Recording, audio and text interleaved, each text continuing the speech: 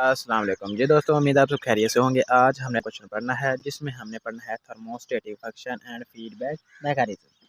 Human body temperature is regulated होता है bye homeostatic system के ज़रिए से। होम्योस्टेटिक सिस्टम की हेल्प कौन करता है? By feedback mechanism. और जो होम्योस्टेटिक थर्मोस्टेट कहाँ पर प्रेजेंट होता है? Is present in the brain. और ये कहाँ पर अटैच होता है?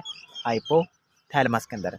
इसकी टू टाइप्स हो सकती हैं, इसकी टू कंडीशन हो सकती हैं, या तो टेम्परेचर अबव हो जाए नॉर्मल से या फिर लो हो जाए। पहले पढ़ते हैं टेम्परेचर अबव हो जाए नॉर्मल से तो क्या होगा।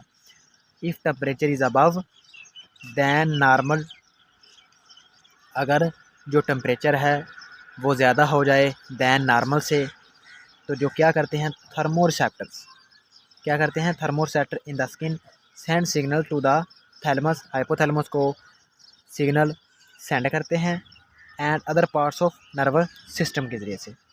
यहाँ पर आप देख सकते हैं, यहाँ पर मैंने डायग्राम सिंपल सी डायग्राम बनाई है जिसमें ये ब्रेन है। अगर आप देखें टेम्परेचर जो है वो ज़्यादा है, ये कैपिलरीज़ हैं। कैपिलरीज़ में मैंने आपको बताया था कि टेम्परेचर ज़्यादा हो जाए तो क्या होगा, ग्रेटर ब्लड फ्लो होगा टू द कैपिलरीज़ में।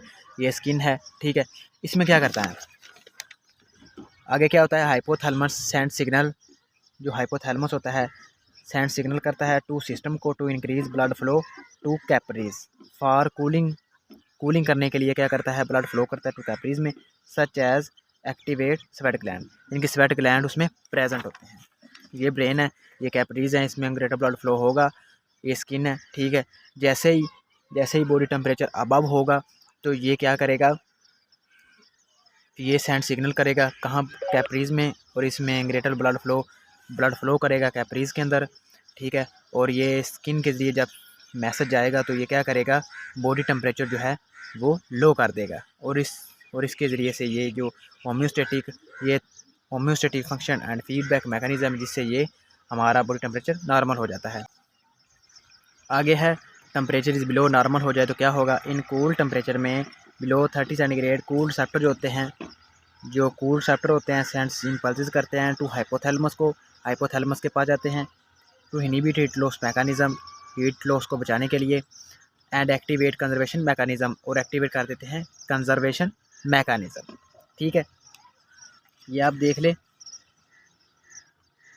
जो कूल रिसेप्टर होते हैं वो जो सिग्नल होते हैं वो कहाँ पर जाते हैं, हाइपोथैलेमस के पास। और वो हाइपोथैलेमस क्या करता है, इसके ब्रेन के अंदर प्रेजेंट होता है, तो ये क्या करता है, मसल को एक्टिवेट कर देता है, जिससे क्या होता है, जिससे हमें शिवरिंग और नॉन शिवरिंग होती है, ठीक है।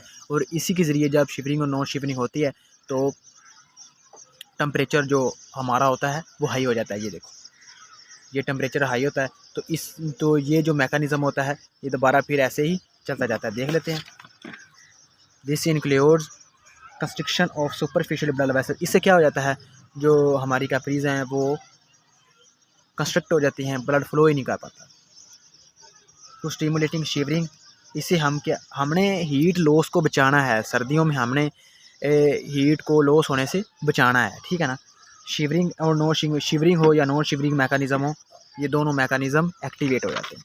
तो उम्मीद है आपको ये लेक्चर समझ आया होगा। अगर समझ आए तो कमेंट में ज़रूर बताना। जज़ाकल्लाह।